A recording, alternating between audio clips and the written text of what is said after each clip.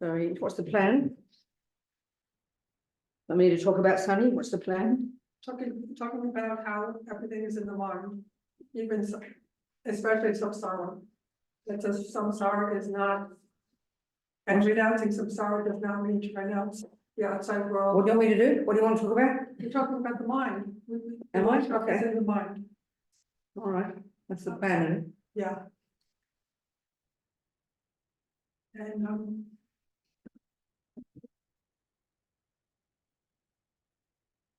The suffering of attachment. What, darling? The suffering of attachment. The suffering of attachment, okay. What a brand new idea. Okay,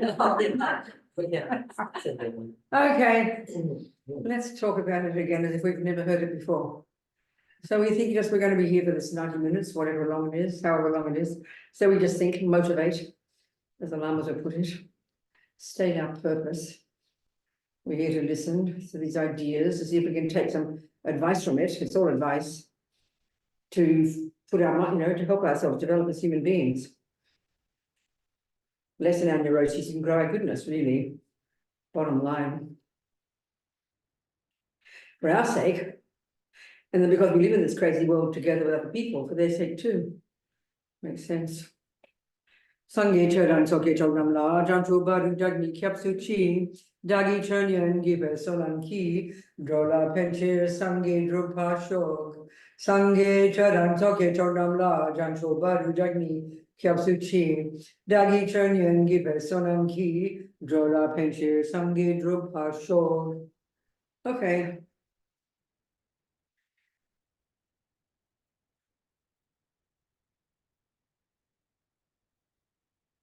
I mean, really, the simplest way to say what Buddhism is a method for how to get happy and stop suffering. It almost sounds cute. We think, come on, life's more complicated than that. Yeah, we make it complicated, but when it comes down to it, I think that we can prove that to be true. I mean, no matter how complicated we make it, the bottom line is the choices we make every second are based upon that. We try to avoid things that we think will make us miserable and cause suffering. We try to get things that we think will cause us happiness. Dogs and ants are the same. I think if you observe behavior.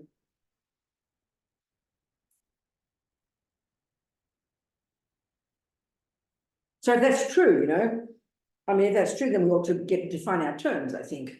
We ought to be clear what is happiness and what's the opposite, what's suffering. We better be clear. It's kind of crucial to do that. So of course, here, Buddha has got his very specific viewpoint. Jesus has a viewpoint, Lenin has a viewpoint, the Australian Aboriginals have a viewpoint, everybody on the planet has a viewpoint,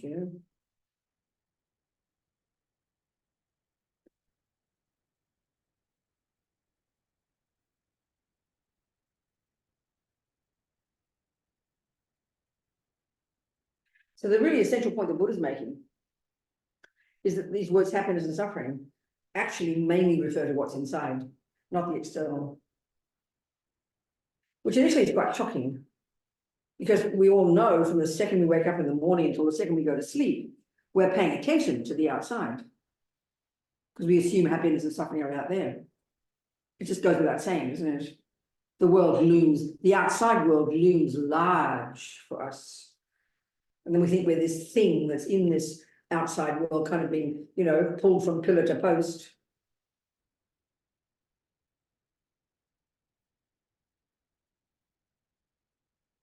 We try to avoid the things that we think will cause suffering and try to avoid the things that we think and try to get the things that we think will cause happiness.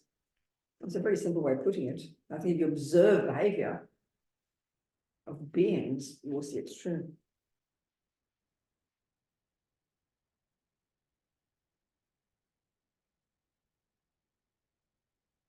So I know that you go to different conferences. I know you can talk about happiness and sort of 27 varieties of happiness, so many definitions of what happiness is, and indeed, in so many views about how to get it. But for the Buddha, it's very simple.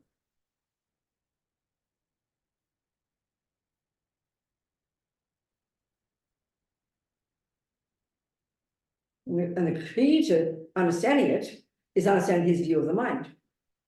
What the mind is, what's in the mind, what the contents of the mind. You know? So it's got this deceptively simple model of the mind. And remember, we're not discussing the brain for as far as Buddha is concerned. We're not discussing physical, we're discussing what he would say is the mind, which is not physical. That's a major, major, major radical difference for him. I mean, Christians and Muslims talk about something non-physical and they call it a soul, and its source is a creator. No view like that in Buddhism.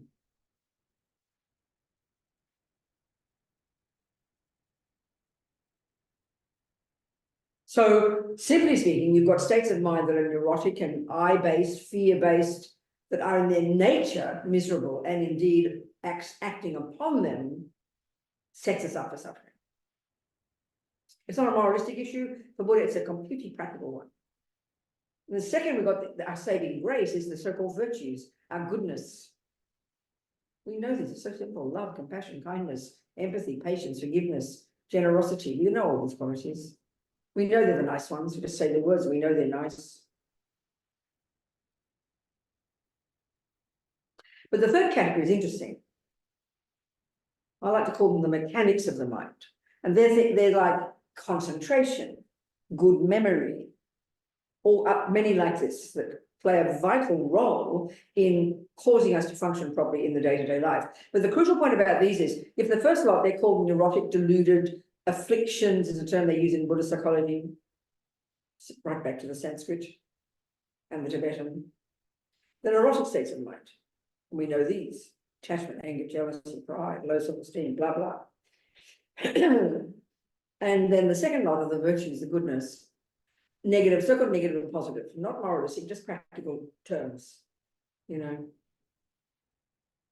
The third lot, whether you're a murderer or a meditator, you need concentration. I mean, a sniper needs really excellent concentration. There's another state of mind in this third category, like the mechanics, I call it that. It's sort of like, it's called discrimination. It's the ability, second by second, to discriminate between this and that. I mean, if you didn't have that millisecond by millisecond, you'd be, you know, you'd be dead in a second. And whether you're a murderer, a sniper needs discrimination really precisely. They're better, you know, they know exactly kill, otherwise they'll kill the wrong person. So this is happening second by second, a particular state of mind. So concentration, discrimination, good memory, many of these, and whether you're a good or bad person. So these have neither a negative nor positive characteristic, but they're vitally important. So this is really curious now, but this is the Buddha's view. There's another one in there that's actually called feeling. And the Buddha's approach to this is not like the way we think of it as an emotion, but it's bare bones, because he says we only have three kinds: pleasant feelings, unpleasant feelings, and those that are neutral. Well, forget the neutral. So the first level of understanding happiness and suffering, pleasant feeling is another word for happiness. Unpleasant feeling is another word for suffering. So that if you just stub your toe, that's settling, we know, because, you know, your sensory consciousness, you've got sensory and you have mental, and this is a vital thing to understand. If the penny can drop on this, we really can begin to understand our mind. We have mental experiences and we have sensory. Now, sensory run the show. We make the body the boss, as Lama Zopa puts it. You know, it's so clear. So all we're wanting is pleasant feelings in the five senses, isn't it? It's clear. So the second you stub your toe, you get upset because it's an unpleasant feeling. That's called suffering. It was a moment of suffering. The most direct level in the mind. Sensory consciousness, your mind connected to the physical body. So if someone, you know, if your boyfriend just strokes you nicely, it's a pleasant feeling. That's a moment of happiness. Happiness or pleasant feeling are synonymous. So the first level of happiness, suffering, the mind. Sensory is the obvious one, but then you've got mental happiness, and that's a tricky one. We find it hard to even identify that. One day you wake up, you know, so you just feel good. It's a very general statement we make. You could argue that's a moment of mental happiness, mental pleasure, but it's much harder to get that one. The senses are obvious, and we live at the level of our senses. We determine our daily life experiences based on the senses. I mean, it's so gross.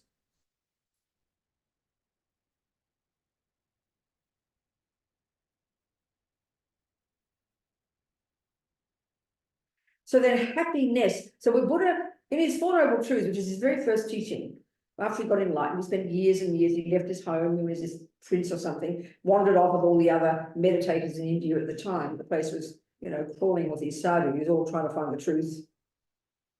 And he joined them 6-7 years. Finally, through his own studies and practice, went through all the different teachers that were available. Because I mean, India was incredible at the time, full of so many amazing, great yogis and philosophers and scholars and meditators. Only now in the West are we beginning to appreciate the knowledge coming from India. You know, as His Holiness says, that these amazing Indians are more than 3,000 years ago. They're the ones who began the investigation into the nature of self. I always joke, but it's not funny. We clever white people thought it was Freud, didn't we? 100 years ago. We're ridiculous, you know.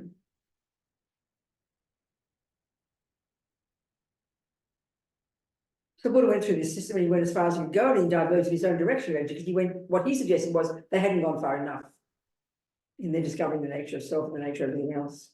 So then you've got so-called Buddhism, this intensely internal process with his mind, ridding the mind of the neuroses and developing the mind of affection, finding what happiness is and its causes, and finding therefore what suffering is and its causes, stopping the suffering and its causes, and cultivating happiness and its causes. That's essentially what it is. That's what practice is. So of course it's a long-term thing. You know, it's a long-term thing. Because what Buddha's saying is, yeah, that's better, I can see it. I know, I've got to split my head from this way to this way. Normally. Let's think about that. All the time we do this, all the time you've been here, this house in the centre, you have people here, there are people there, but I've only got 2 eyes, I've got eyes here. That's it. So we thought that today, we would put the laptop there, and then everyone, array everyone. Yeah, that's here, fine, and so then we have it this way, so I can talk to people. That's right, much better. Okay, Okay, it's much more sensible, isn't it? thank you. Or have everybody in here, off the side. Yeah, listen, we can all get together. That's all right, it's fine, like it is now, but just. Okay. I've noticed that sometimes some sectors have a big fat, have a long, great big fat wide pathway here, and I'm looking into the pathway, you know, people are there, people are there. So very sensible, thank you. So, okay, then what basically Buddha's Four Noble Truths is his presentation. Really, it's a presentation of how to get happy, but he frames it in terms of how to stop suffering, which is always why it sounds so depressing, you know. It's always in terms of what not to do and how to give up the suffering. But it's the method. It is the method to get happy. What you end up with is happiness. If you end up with freedom from suffering, that's what happiness is, you know. So speaking very simply, what he's saying is that he's found that this mind of ours, this consciousness, this capacity for cognition, which he has discovered from his own experience is not physical, is not itself the brain, is not itself physical, although it works interdependently and inextricably linked to the physical. This is the Mahayana view, that its nature, finally, it's got the potential to be perfect, to be rid of all the neuroses and therefore causing of suffering, and completely perfected in goodness, because his fundamental point from the perspective of his view of the mind and all practice, his fundamental point is that suffering comes from the negative states of mind, the neurotic states of mind, the I-based states of mind, and then actions done on the basis of those, and this given this law of karma that the Buddha talks about and the Indians before him talked about, the observation that everything we think and do and say simply programs our mind. It's not a complicated concept. The law of karma is such that everything we think and do and say programs our mind. Or as the Buddha would say, sows seeds in the mind. So everything we think and do and say produces either, there's only 2 options, either happiness or happy even experiences out there that trigger happiness, or suffering here, or experiences out there that trigger suffering experiences, because we live in an external world. That's what he's found to be how it is. So the potential of our mind, of mind itself, is such that we can rid it of the neuroses. They're not intrinsic to us. They're not at the core of our being. And there's logic to that. Let's look at that logic. Not just some hippie trippy idea. And that we can develop literally to perfection all the virtues, all the goodness. It's the simplest way of putting it. And in fact, this word Buddha, I often quote this, the etymology of the word Buddha, the Sanskrit word, and I think the Tibetan word is the same, is very tasty. It's so simple, it's so tasty, so delicious. Buddha implies the eradication from your mind of all the neuroses. And Da implies the development to perfection of the goodness. Speaking really simply, I think simple words help. That's Buddha's observation. This is the job he says he has accomplished. And then he says, here's my methodology. If you'd like to accomplish it too, this is the steps I took. Over to you, babe. And so Buddhism is what in his teachings he presented them, and all since then, all the great masters and great scholars and holy beings and yogis and meditators since then, those who have also followed these steps, come accomplish this same goal, and then presenting the teachings over the centuries, you know, up down to today.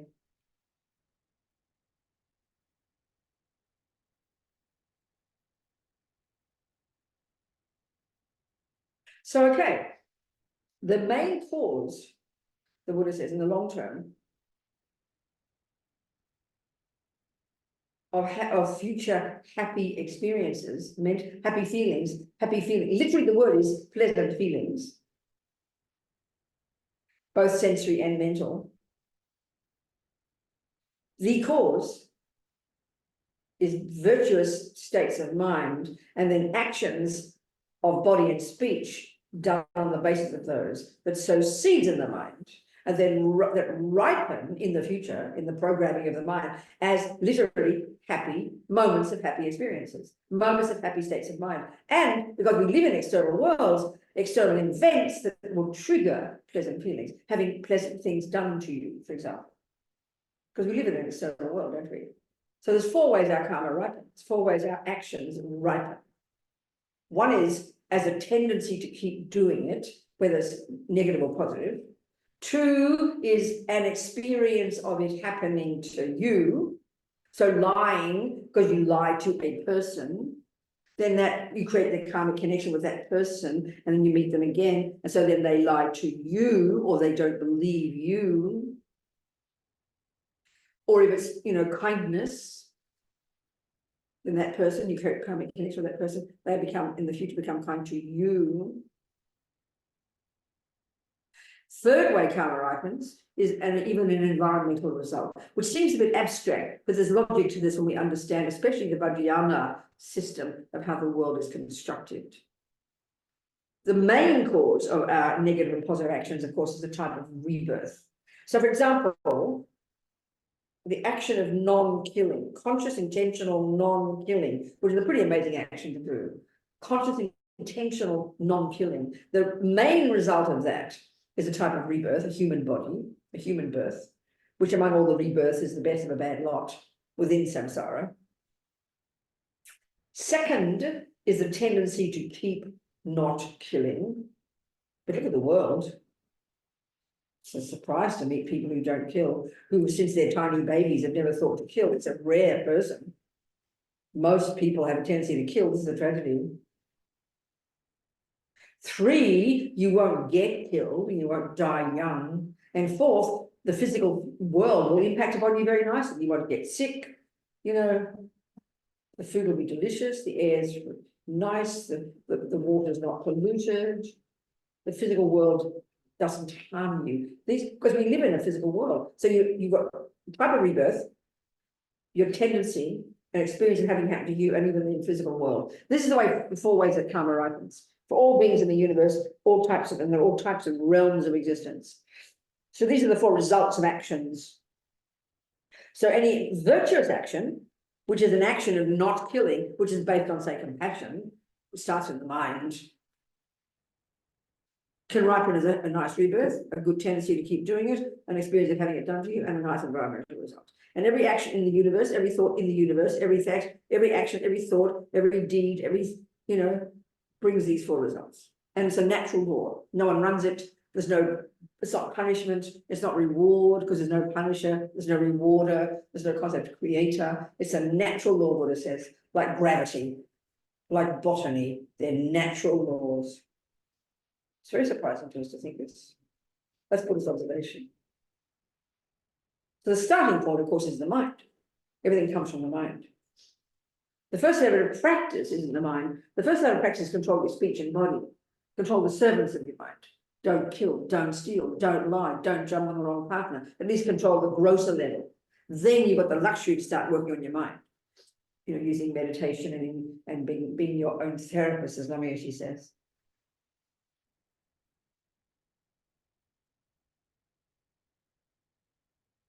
And because every single thing we think and do and say doesn't go astray.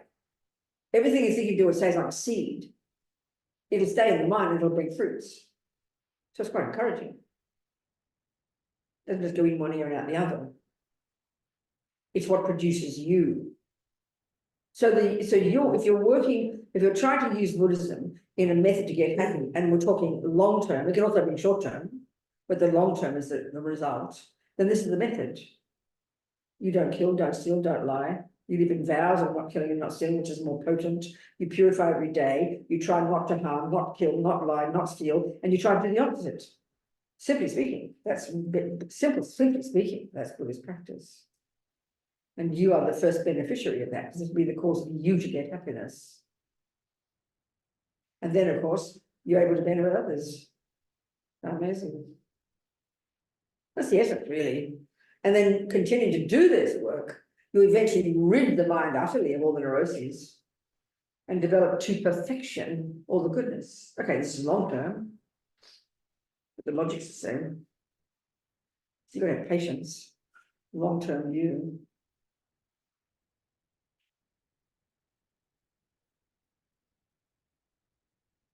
So I think we can also see, forget the long term, we can also see this in daily life. And this is something I think we miss terribly. We don't join the dots on this one. Because we're so familiar with the punishment reward model, since we're tiny, we have that view. So we spend our lives, since we're tiny, internalizing what God said, mummy, daddy, grandma, the world, next door neighbor, they out there. Somehow we're internalizing the things we're supposed to do. And the instinct is, if we do those, we'll get rewarded. And so, of course, if we do the opposite, we'll get punished. It's very deep. And I always say, don't blame your Jewish mother or your Catholic mother. This, the Buddha says, is the dualistic view that we have created. We've created this dualistic view. It's a function of ego to think this way. It's completely unrealistic. The Buddha says there's no such thing as a punisher and a rewarder. In daily life, of course. If you're naughty, mummy will punish you. That's obvious. But fundamentally, when it comes to the natural laws of the universe, there's no such thing, This is a massively different point. This is a massively different point. So my Catholic mother used to say, virtue has its own rewards. That's exactly what Buddha's saying. So what we can start to understand is, who wouldn't want to be kind and loving? We think, oh, that sounds selfish. You mean I get benefit, but that sounds selfish. Well, excuse me, one step at a time. Be delighted that you are the beneficiary of your own goodness. And then realize that you will be the beneficiary of your badness. So who would want that? But that we don't connect it. We think as long as no one sees me lie, oh, it doesn't matter, I get away with it. That's quite schizophrenic, actually. This view is so integrated.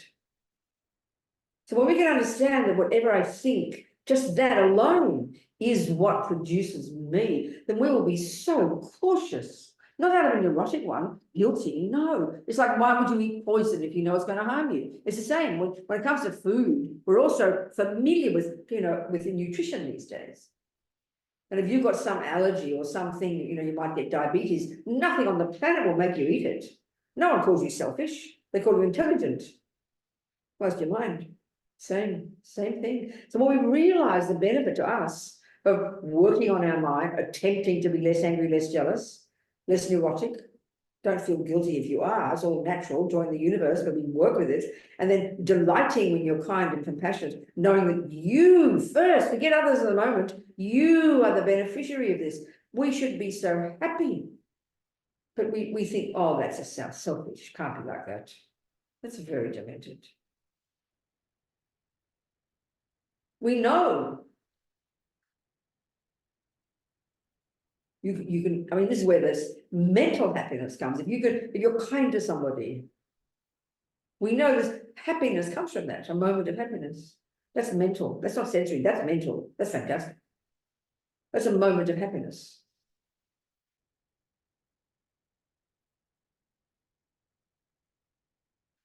The sensory don't last, we can see, but we live according to the sensory. We are driven by our sensory experiences because they're so immediate, aren't they? And of course, if we rely totally on them, we know that at last they're so flimsy. I mean, the cake, if you really analyze it, you're not even going to hardly find a moment of happiness that isn't suddenly becoming suffering, even with a cake. But we're so addicted to the idea that when we get that and get this and get that and get this, we'll get happy feelings, but they're very fragile. We can see that when it comes to sensory ones. So we understand we can do it with the mind, the mental consciousness, that's what we work on.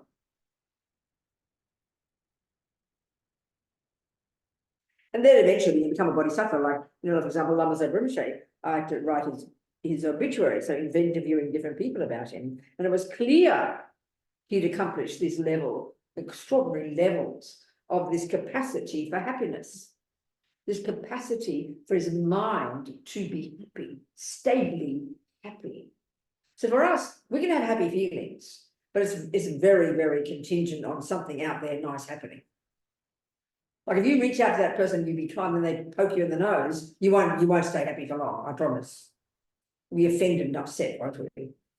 Or when you get sick or you stub your toe. So this level of the capacity to develop this levels of ability, a level of developing happiness, mental, is an enormously powerful practice. So when you see someone like Lama Zopa, when he got his stroke, you read about him, you hear about. In the beginning, the hospital thought he was mentally ill. This weird person, who didn't respond with any suffering whatsoever. He never asked questions about his stroke. He was always joyful, like as if he's mentally ill, It's normal when a person gets a stroke, you're distressed and worried and talk about it, and, but he never showed any indication of any unhappiness whatsoever. In fact, according to Venerable Roger, whom I interviewed, who spent all this time with him, who's his attendant, he seemed more happy, which is too weird for our mind.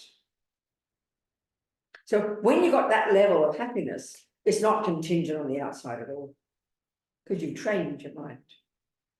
Means he rid his mind of attachment, anger, fears, jealousy, and that's almost shocking in our culture. That sounds like a mentally ill person, but that's the Buddha's view. That's the Bodhisattva. It's possible. And when you see living examples of that, I mean, the Dalai Lama to me is such a good example. I mean, anybody can see this person, he was 16 when he was given the job of running Tibet, okay?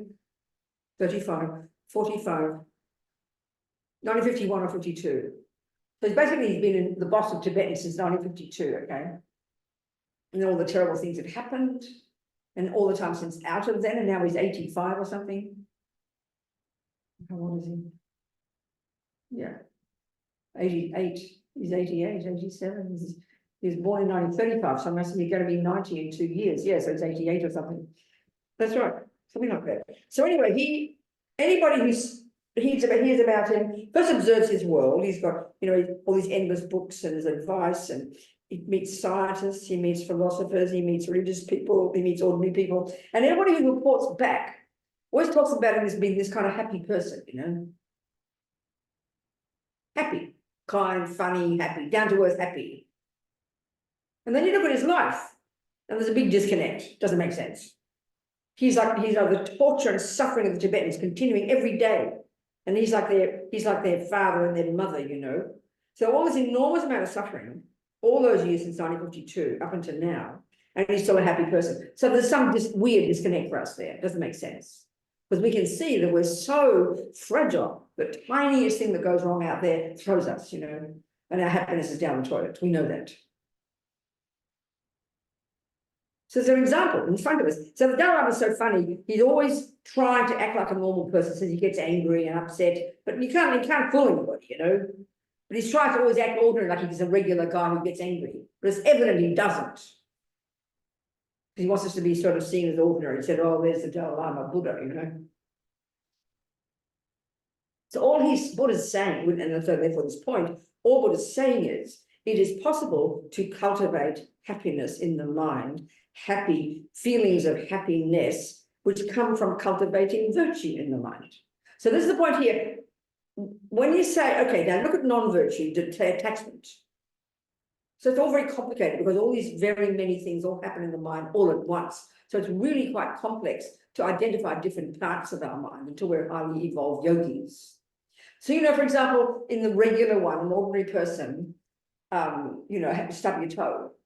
The first instinct we stub the toe, the first instinct is to be angry. It's upset, isn't it? Upset's a polite word for mild anger. Something you don't want.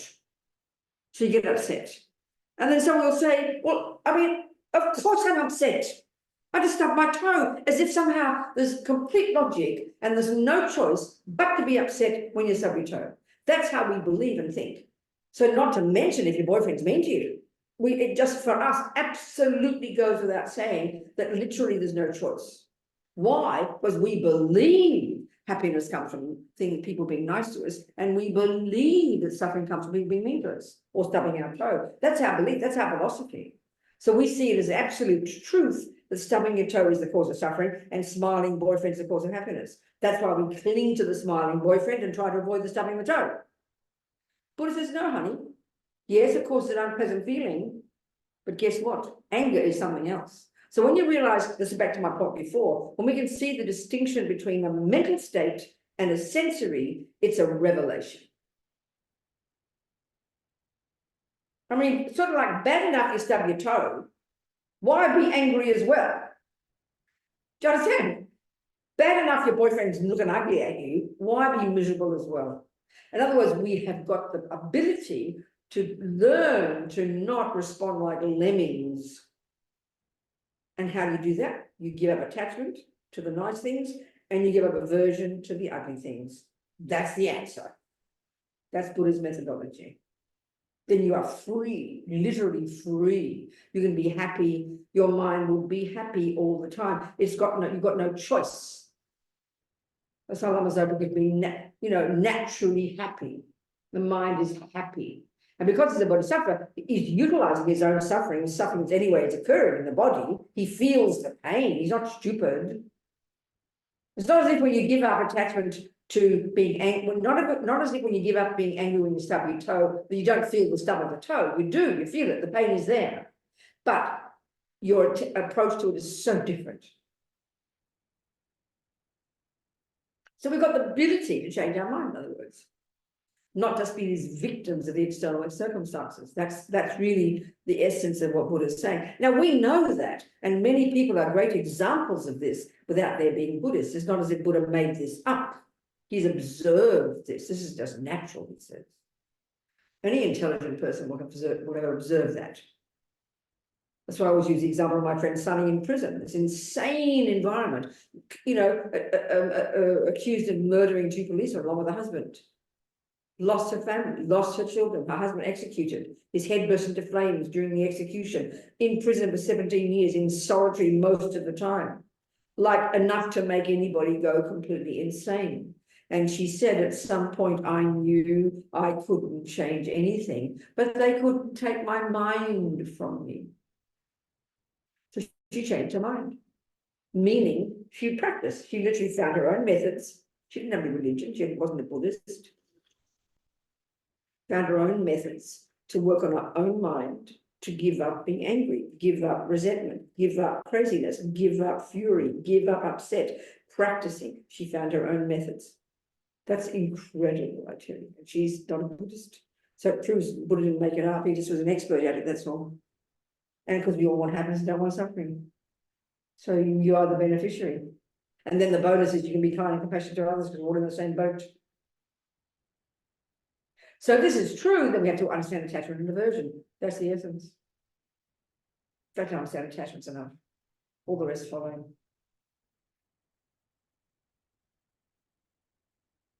Because the fundamental truth is effectively Buddha says attachment is the main cause of suffering. Everything, it all comes from that.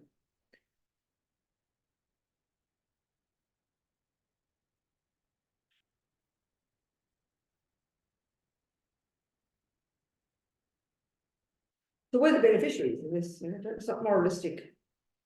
It's not like, oh, go be a good girl, you seem to be a good girl, get rewarded, not like that. It's in our own hands, you know.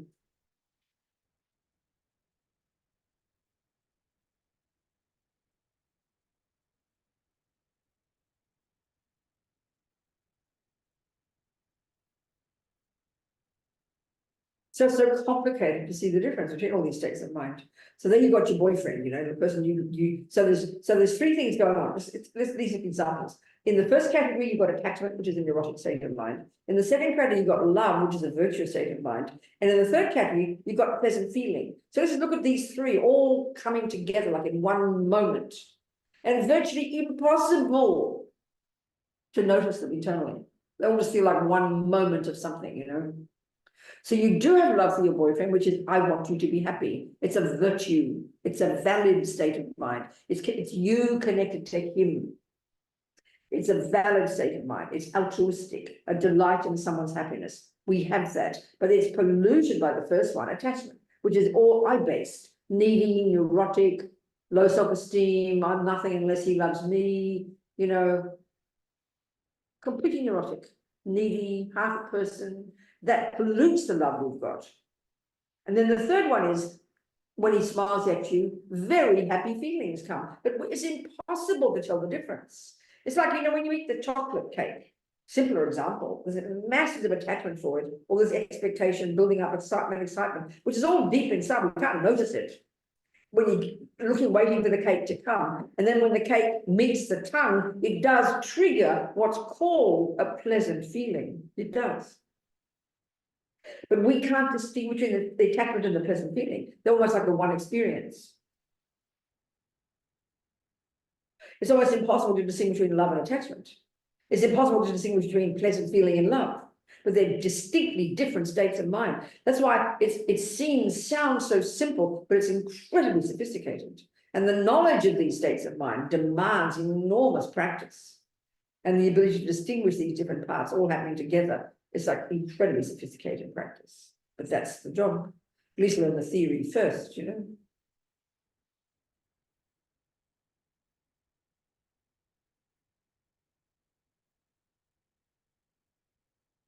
So attachment is emotional hunger, an assumption I don't have enough. It's coming from a feeling of not being enough, half a person. It's hungry, then dumps itself on somebody or on cake. Then makes it look more delicious than it really is, expects it to make me happy. It's kind of got it's hubris, you know, attachment so heavy. It's sort of this, mainly at the most primordial level, attachment is this assumption that I must only get the good things. I deserve only the good things. That's the deepest kind of heaviness, this entitlement of attachment. There's an assumption deep, deep in the bones of our being. I only deserve good things. And then when a bad thing happens, it's like absolute outrage. How dare that happen to me? Because I do not deserve that. It's kind of heavy, you know, because that's how we live our lives. So it's greedy. That's so cruel to talk this way. When we see our mind, we can see it. It's heavy. It's so heavy. This is why we suffer so badly. This is why we suffer so badly. We go from pillar to post, you know, between greedily trying to get the nice thing and having a panic attack and we don't get it, or when you get the opposite or something, you know. So to unpack these states of mind through practice, through meditation, is our job.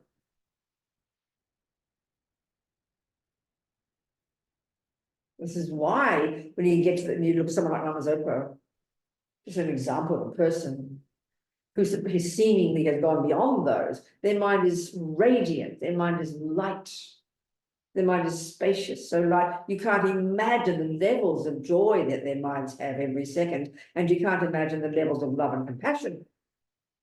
You can't imagine it when attachment and aversion are gone.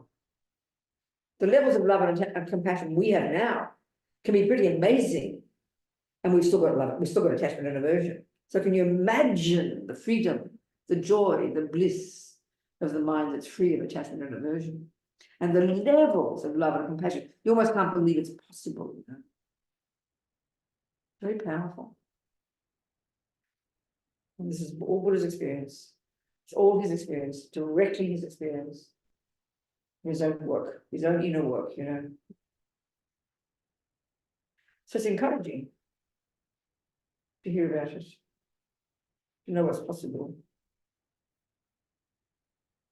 That's why we need examples in front of us. You can read about it in a book, you know, but as soon as you have a person to show you how to make a cake, it's like a miracle of difference, isn't it? Suddenly it's real knowledge coming from a real human being. Makes all the difference in the world, which is why we need teachers, mentors.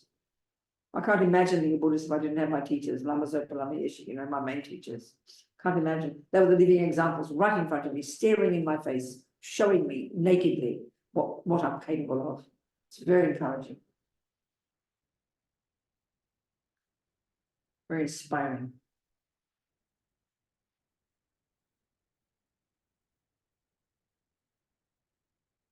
All right, what about that? So, what is there here? Who's got some questions? Anybody here? Sean, there's who's that? Sheila, hello. Eileen, hello, sweetheart. John, Mary. Any questions, Eileen? Talk to me. Go on, sweetie.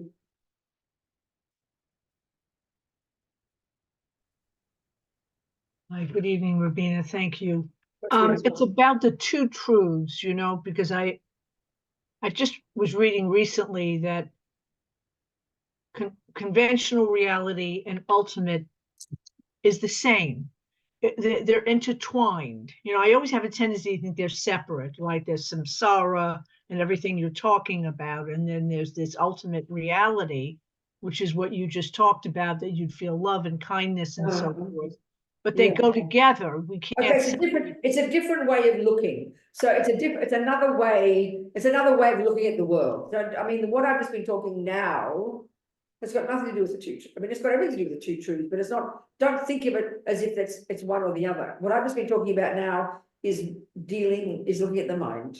So another whole way of presenting the world is in terms of the two truths. So you want to know about the two truths? Well, I'd like to hear from you a little bit more about it. What I was talking about, what I've just been talking about is how the mind works. Yes. How the mind works. Right. It's how the mind works, and how there are states of mind that can cause us suffering and states of mind that can cause us happiness. I'm talking about a very ordinary level. This is, if you like, that's conventional level. We're talking conventional, but don't get complicated about it. Oh. I mean, you know. Yeah. So what's your question? What's the question, darling? Well, the question is, if I'm living in the mind, pardon me, dealing with the mind, dealing with our own mind, and so come to what we've just been talking about, and maybe ask a question about that. Forget the two truths, okay? Okay. So what you're saying is that if we understand the mind and we can rid ourselves of all this neurosis, we would naturally experience happiness. That's it. That's exactly all Buddha's saying is that. Yep, that's exactly the point. Yes, I mean, yes. And that real happiness is the real mind, the clear Well, mind. no, I mean, okay, I hear your point. Don't say anymore. It's okay. Yes, okay. We all understand a moment of happiness. When you taste the cake, it does trigger what's called a pleasant feeling. You would agree with that, wouldn't you? If the cake Yes, is one absolutely. cake and Yes. all the conditions are right and the cake is good and your stomach's empty, then you know it will trigger a pleasant feeling. You'll taste it, it'll be a sensory feeling of pleasure. You agree with that? Yes. Okay, Yes. so that's called, it's true, it's a moment of pleasure. Then you've got the mental consciousness, which is capable of feeling happy as well. So, you know, if you see someone you love be happy, you look at them and you're happy they're happy. Would you agree with that? Yes. That's a moment of mental consciousness experiencing a happy feeling. Can you hear that? Yes. Yes. So all Yes. Buddha's saying is, using Lama Zopa as the example, that we, by getting rid of, in the mind of the neuroses, what you are left with, apart from, there's two things, apart from being left with only love and compassion and kindness, they're the virtuous states, but the bonus is you are left with happiness. You can only ever have happy feelings. It is impossible to ever have an unhappy feeling. Hear those words. So because we believe that happy feelings are contingent upon the nice thing happening out there, no, Buddha says, that's how we are now. Once you're free in your mind, you rid your mind of attachment and aversion, it wouldn't be possible. This is going really extreme now. It would not be possible to ever have an unpleasant feeling. It wouldn't be possible. It wouldn't be possible because you've quit the causes of unhappy feelings. Do you understand? So there's an example. This is now love and compassion again. I remember, never forget one Lama, Courtin Rinpoche, saying, talking about one level of a bodhisattva, a certain level. He says, for that bodhisattva, the action of cutting off his hand and feeding it to a starving animal is as inconsequential as a leaf falling off a tree. So let's analyze what's happening. His feeling, there's a physical feeling there. You could argue it's called pain, but because he's got so much love and compassion, it's like nothing. It's like nothing. It's nothing. Whereas because we are so attached to our body, such absolute junkies to only have pleasant feelings every microsecond, even the smallest stub of the toe can cause us to have a mental breakdown. Because the second we get a painful feeling, we just can't cope. So we are all like junkies, desperate to have nice experiences, nice sounds, nice words, nice cake. And we can't ever get it because, you know, that doesn't last. So we're living in this hell.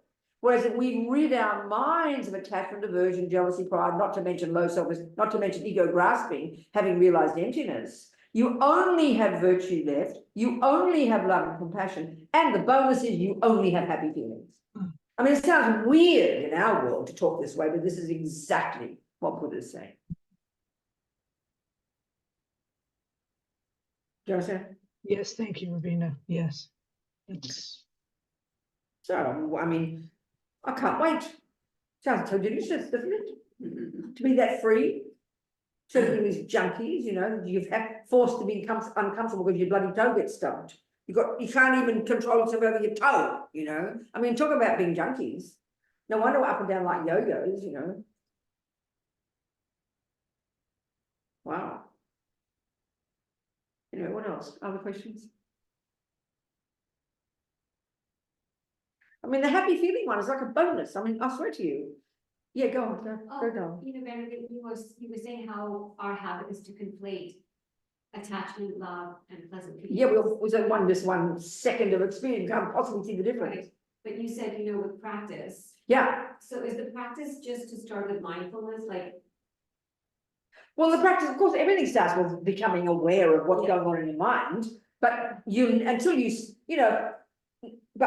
you study the mind intellectually and learn that love is one type of mind, attachment's another, and feeling is another, until you learn that, You'll never see it no matter how mindful you are. That's like saying you got to be mindful. So I always think of the example of you being very mindful of your garden. You can watch your garden every day. So you can learn it so well, you can even replicate it in a drawing. You with me? That's good concentration. But what if you've never learned botany? If you don't learn botany, I don't care how mindful you are of your garden, that rose will never appear to you than anything other than a shape. You have to know how to label what's in your mind. That's why mindfulness is not enough. And that comes from studying the Buddhist model of the mind, which is very precise and very sophisticated and very amazing. Do you understand? Yeah. Yeah. In terms of, thank you for your teaching. So say it again. Thank you for your teachings and Okay, good. answering our questions. Yes.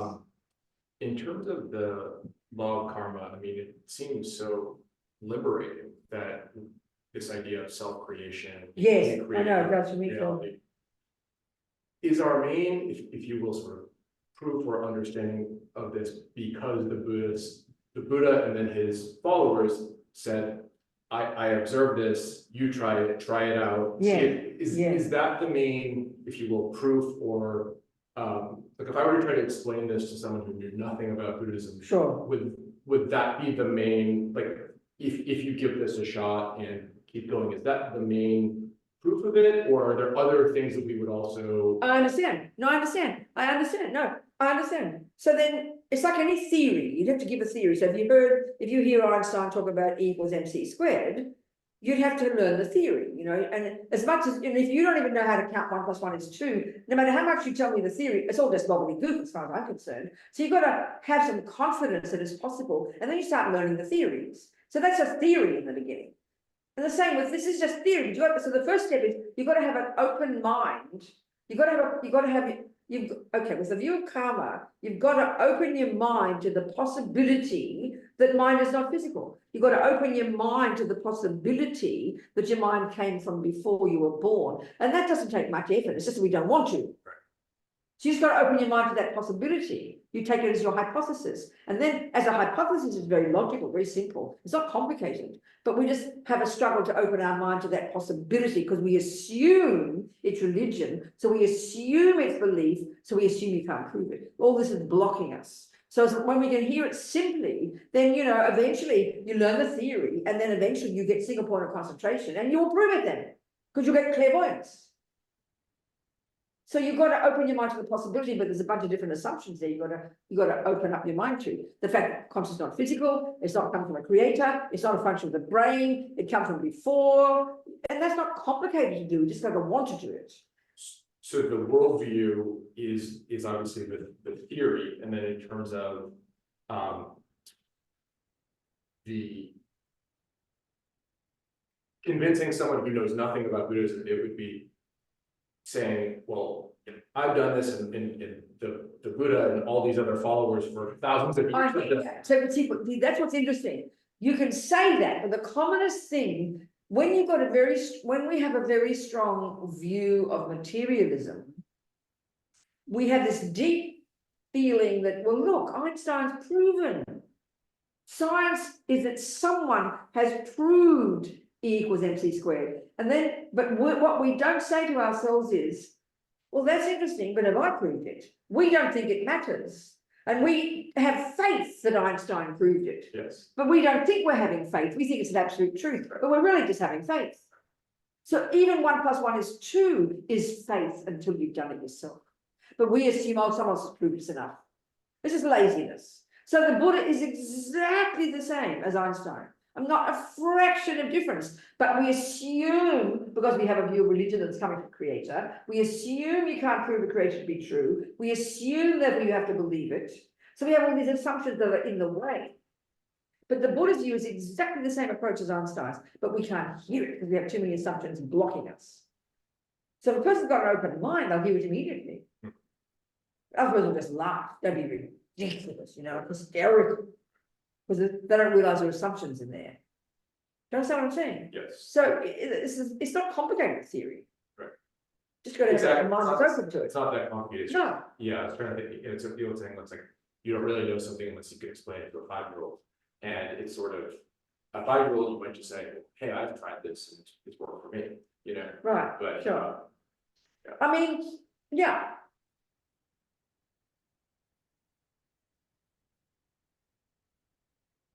So the thing about karma too, forget about past lives and future lives, that will be the long-term one.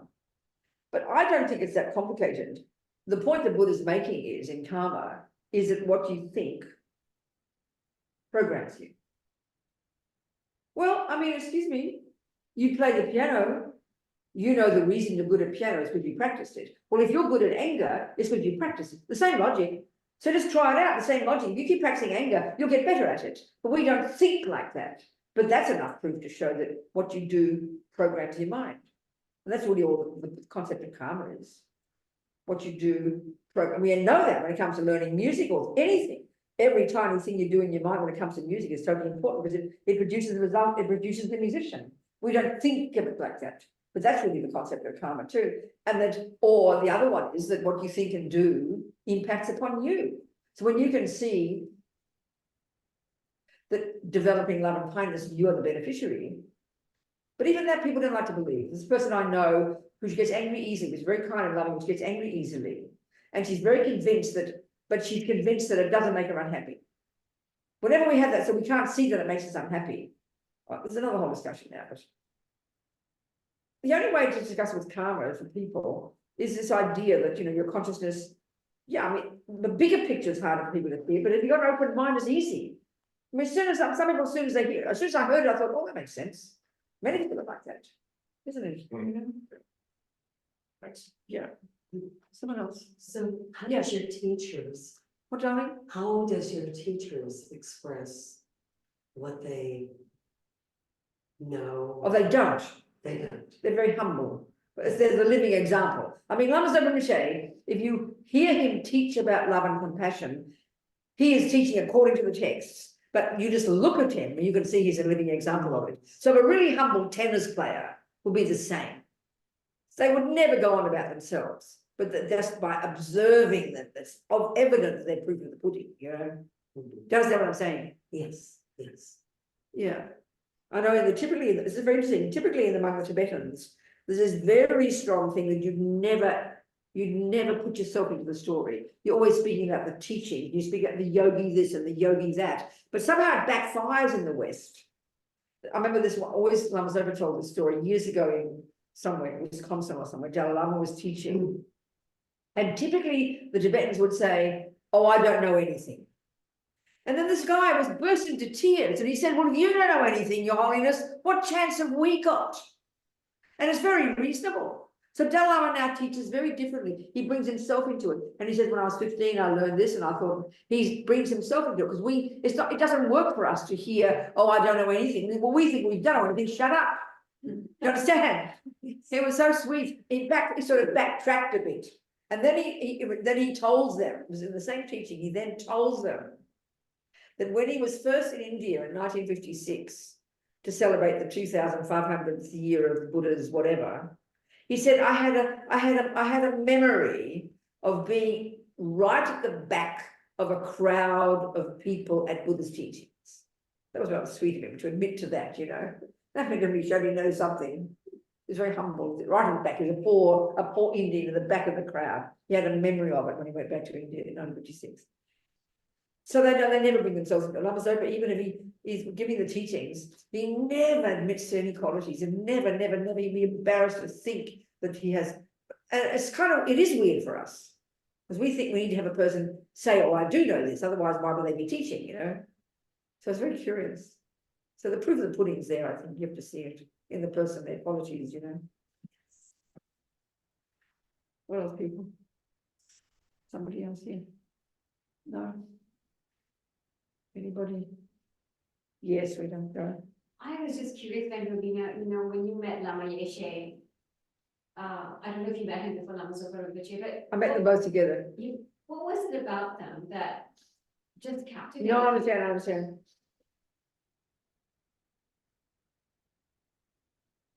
Well, they were very different on the face of it. Lama Yeshe was very modern and very funny and spoke very psychologically, you know. So he kind of grabbed me initially. But Lama Zopa, I didn't understand really what he was saying. He sort of, because if you think of Tibetans,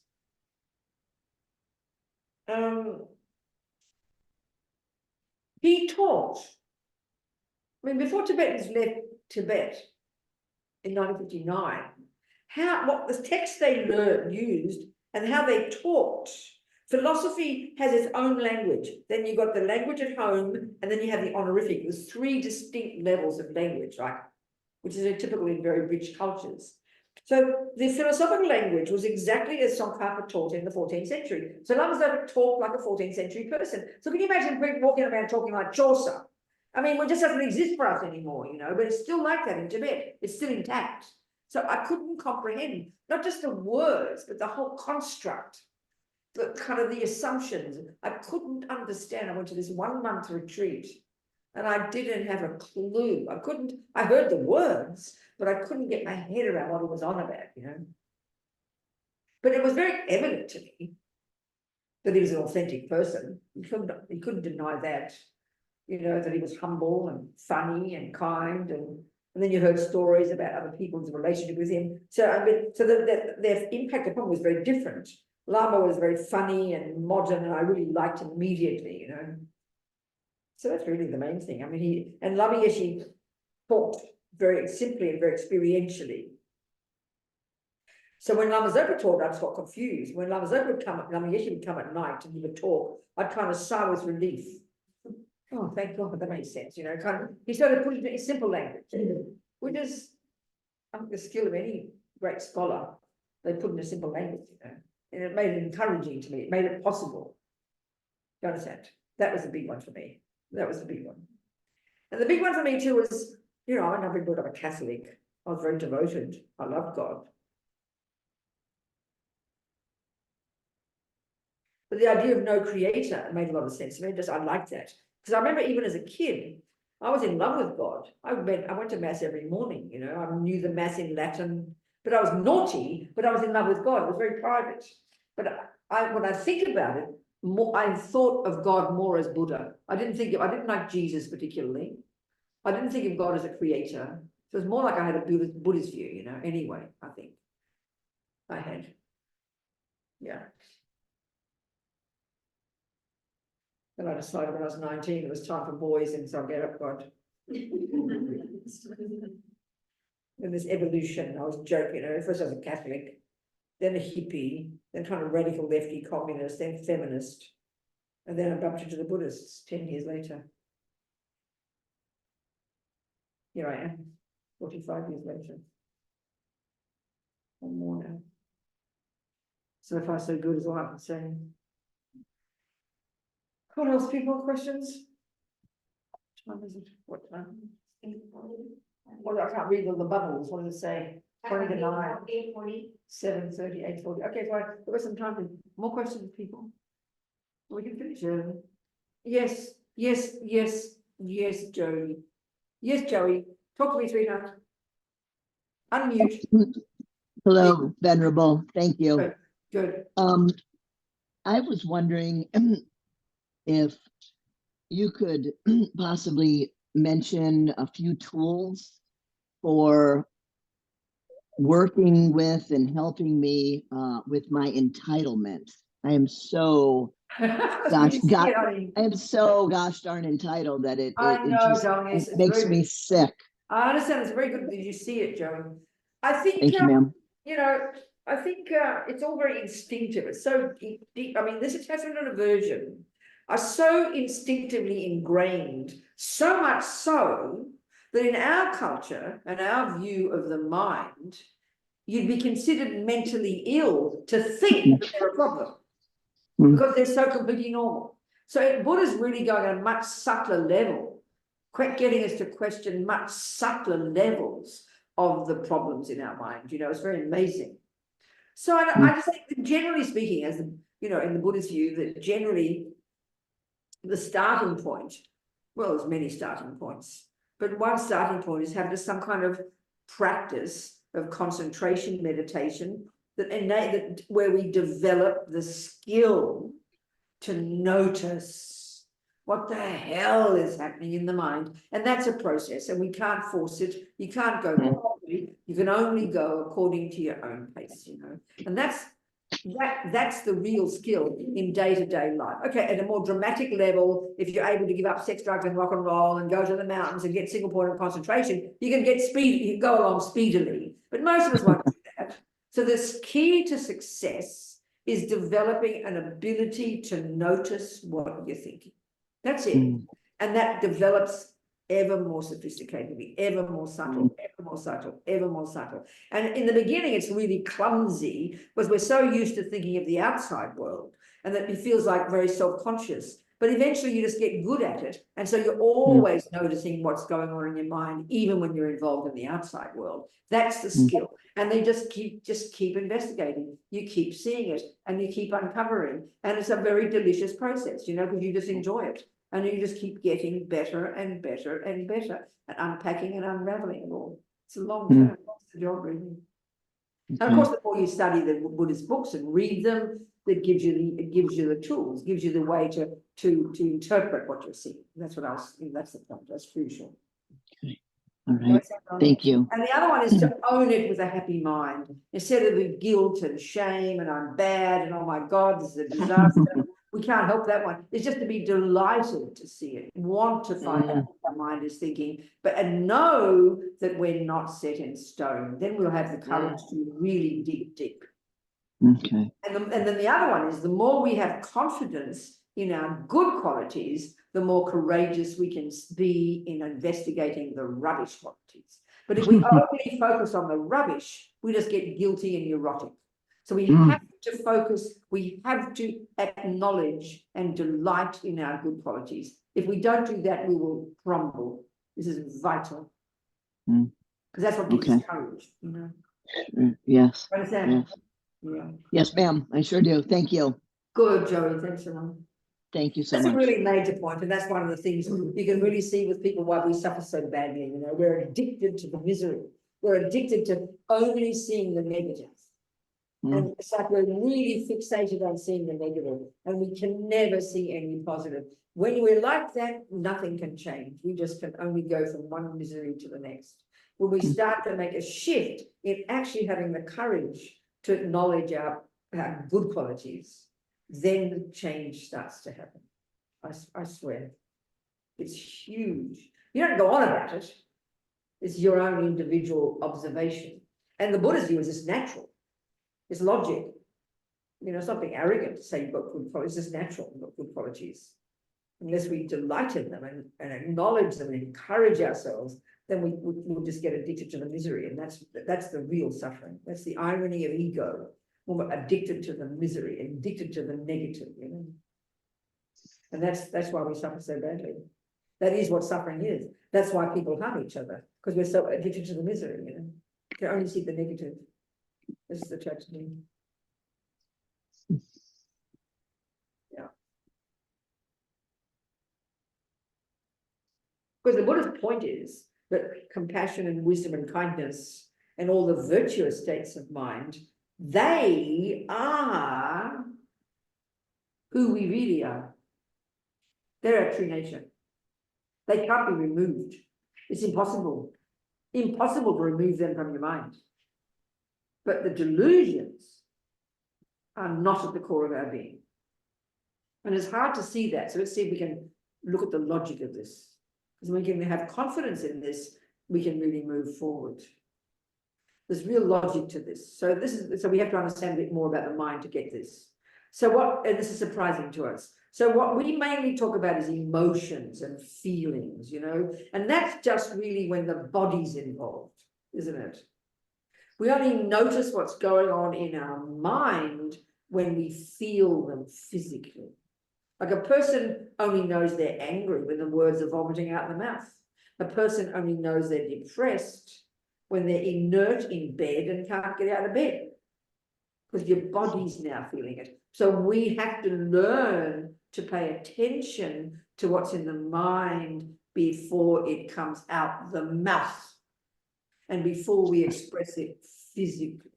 That's the real skill. So when we can start to see the mind at that level, the thoughts as they're arising in the mind, we're going to identify, this is the Buddha's analysis, that the negative ones, the unhappy ones, they're literally, okay, go back a bit.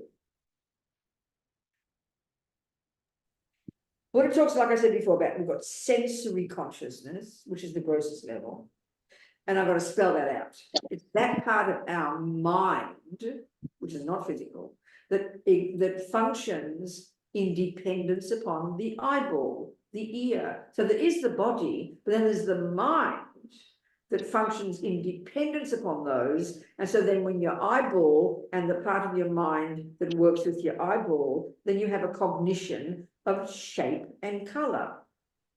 The object of your eye consciousness is shape and color. The object of your ear consciousness is sound. They're the bare bones sensory experiences, okay? Now you've got your mental consciousness, and that's where the workshop is, as Lama Zopa says. That's all your thoughts and feelings and emotions and unconscious and subconscious and instinct and intuition, this entire spectrum of these millions of thoughts and feelings and emotions, this great big jumbled soup, you know? So now the mental consciousness, this is the Buddhist model, it functions at two levels. There's the grosser level, and that's the only level we function at. And that's the very grosser level, and it's called conceptuality. That's the level we live at, which really means thoughts. So anger, we think of it as that explosive feeling. Your body's like on fire, the words vomit out your mouth and you scream and yell. That's true, but that's just the tip of the iceberg. That's just the physical evidence of what's happening in your mind beneath the body that's been there all the time, but which you never noticed. That's when you begin to get awareness, you start to hear the angry thoughts, the jealous thoughts, the loving thoughts. They're all thoughts. They're at a level of conceptuality. So then you have to articulate them at the level of a thought. So love starts with the thought, may you be happy. Attachment is I, that exaggerates. It's a totally I-based thought. Anger is a totally I-based thought. Jealousy is a totally I-based thought. All the neuroses are necessarily I-based, and they're all a script in our head, deep in the bones of our being, that we've totally practiced and totally don't even notice our thoughts. They're just at the level of assumption. So as we get to become familiar with our mind more and more deeply, we start to hear these concepts, these assumptions. We articulate them. So we live at this level of conceptuality. Now, the subtler level of the mental consciousness, we won't ever touch that until we've got single-pointed concentration, until we're highly developed meditators who have gone beyond the conceptual and beyond the sensory to the more subtle level. That's long-term, okay? But we live at the grosser level, which is conceptuality. And then we only notice it when it comes to the surface and the body's affected and we feel it as emotion. That's the tip of the iceberg. So we have to unpack and unravel those to get them to the level we can hear them as this elaborate conceptual story, this elaborate script in our head. Then what I'm getting at, when we start to hear at that level, then we can start to hear how the negative neurotic ones are literally misconceptions. They're distorted, they exaggerate, they have no basis in reality. They're misconceptions. There's no sense of dependent arising, there's no sense of interdependence. They're all totally extreme, distorted, embellishing, I-based stories that are exaggerated, distorted. So they are misconceptions. The virtues are valid conceptions because they're linked to others. They're rooted in dependent arising. So they're valid concepts.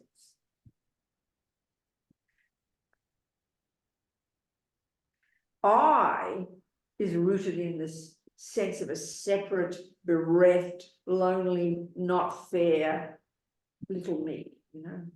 And all the expressions of that are attachment to get what I want, the anger when I don't get what I want, and the jealousy when someone else does, and the pride that over-exaggerates my importance, and the low self-esteem that over-exaggerates my ugliness, that all these distorted drama queens inside us, you know, that have no basis in reality. They're not valid concepts, and we believe them for eons, and so now we act upon them, and that's why we're all crazy.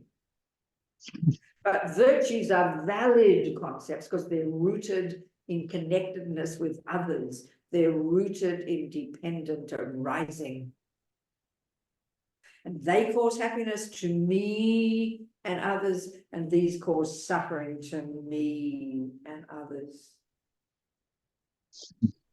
So, because they are misconceptions, you, by arguing with them, by using truth and virtue to argue with them, you can diminish them and eventually rid your mind utterly of them. That's when you achieve liberation. That's when you've realized emptiness. That's when you've cut the root misconception of the intrinsic separate me. Then the delusions are crumbled into space. Nothing there. All right. Makes sense? Mhm. Yeah. Is that why, not that you're seeking the validation, but is that why, let's A bit say, louder though. is what you're talking about the reason why when you're with someone who's in that state of misconception, that you feel like you don't even exist with them? That's right. That's right. Because when you're so overwhelmed by yourself, we can't see past our own nose. We know that, isn't it? We know that. When we're overwhelmed by our own eye and our own pain and hurt and suffering, we can't see anyone else except through the lens of our own needs. So totally true. That's right. Yeah. The concept of transforming problems into happiness, Yeah. Mahayana thought Yes. transformation. Would you talk a little bit about just the mechanics of how that happens, of how we're able to? Yeah, okay, good example. Stubbing the toe. Don't get it fancy. Forget about being in death row for 17 years. Just stub your toe. How do you interpret that? Well, one of the major analyses is karma. When you have the view of karma really sincerely, you know that every millisecond of what arises in front of you, you've created it. You really know that when you have that view. So the second you stub your toe, you know it's the fruit of one of your past actions. So you kind of like delight. Right there, just that's enough to transform it. One less debt. Yeah, it's that one, exactly. But the moment you own it as yours. In other words, even this sounds such a silly example, but it's a really good one. When I always joke and say when I was a feminist back in London in the 70s and 70s actually, late 60s and 70s, and I had a policy, I know it's always sounding weird, I've talked about this, that any man who ever said anything to me in the street, I'd abuse him. I wouldn't go and call the police, I'd go and punch him in the nose or punch him in between the legs and abuse him, and usually just be very embarrassed. Are we communicating here? I was a serious radical feminist, right? I thought I would take it into my own hands. I'm not going to put up with the rubbish of men being rude to me in the street because I had a nice chest. So I'd say something, you know. And most of the poor men just were embarrassed, got ashamed, looked around, you know, completely embarrassed by this crazy woman abusing them. But one guy hit me back. I'll never forget, I was in Haringey in North London, and this part, I remember these, anyway, whatever, these Greek restaurants, all these men there, and this fellow eating his fish and chips. And I punched him in the nose, and his chip went flying. So then he started chasing me down the street, and he got me, and he punched me back. But I remember, I respected him. I didn't feel in the slightest upset. Do you understand? Because I knew I'd done it to him. With karma, though, we just forget that what happened. We forget that we caused it. It was so clear to me. I sort of respected him. My glasses broke, my earrings broke, I remember that. But I had not the slightest upset. Do you understand? Because I caused it. I punched him first. And you can imagine I burst into tears. Look at that man who just punched me. Everybody saw me punch him first. It was a silly example, it's a really true one. So when you really have the view of karma, that's enough to transform any problem. You own it as yours. You own it as yours. Quite literally, some person's mean to you. You own it as yours. If you hadn't harmed them, you wouldn't be, that's a really powerful one, but it's very hard for us, the karmic one. That's the most direct. Yeah, Instant there's take. so many other levels you could take it, right? Yeah, of course. Oh, no, wait a minute, so many devils, what do you mean? Well, you know, the What do you mean call, by that? well, I read his book with that title, he would, I was eager to hear how you thought about the mechanism, but he would talk about, for example, you see your own attachment when there's a problem, it's like you have a preference and the preference is, it's so you. Okay, that's another level of practice, sure. So the karmic one is the most direct one, because usually we get upset when a bad thing happens to us. That's what we mean by a problem, isn't it? Yeah. And that's why the assumption is I don't deserve it. So another one is to do that analysis. That's why that analysis of the hubris of attachment is I deserve good, and the anger, the outrage, I don't deserve bad. So that's why karma is a direct argument with that. That's the most direct way to transform a problem. But that one is also whatever level you can have it, perfect. Whatever works for your mind. Absolutely, absolutely. Whatever is perfect. What you say. So the response would be that. Well, don't- So the response would be to yourself is that actually you did deserve it. Well, in that sense, but that's where the difficult one with the deserve. We have deserve. We use deserve in a very heavy way, you know. But I know with me with that guy, there wasn't a heavy feeling. Oh, I deserve it. Hit me again. I wasn't a victim at all. I felt kind of wow. You know, I created the cause. You're an exception. No, I know, but I'm just giving it as an example, and was very spontaneous, and how I felt wasn't like a victim and heavy. I'm just giving that as an example, and that's not really what transforming, because we don't, you know, when your husband's mean to you and cheats on you, it's not what you cheated on yesterday. You didn't cheat on me in this life at all. That's why it's so hard. You don't have any memory of anything in the past. That's why it's so painful for us when it's us or other people. Why do bad things happen to good people? This is where I think this is the greatest way we suffer on the planet. Because we only have a view, isn't it, of me now. We know we didn't do anything bad in this life, and yet we get harmed. So it's a powerful feeling of I don't deserve it. That is the source of our suffering, which is so bad. And that's how we suffer so badly. That is why we suffer so badly. Because we have a view of deserve. Do you understand? It's a double suffering. It's a suffering from the first event, and then there's suffering that we feel like we've been